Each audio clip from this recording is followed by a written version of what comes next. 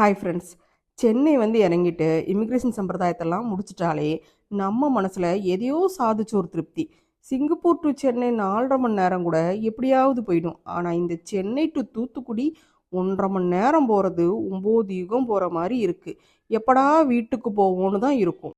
நம்ம வானத்தில் பறந்துட்டு இருந்தாலும் நம்ம மனசு நம்ம வீட்டை சுற்றி தான் இருக்கும்.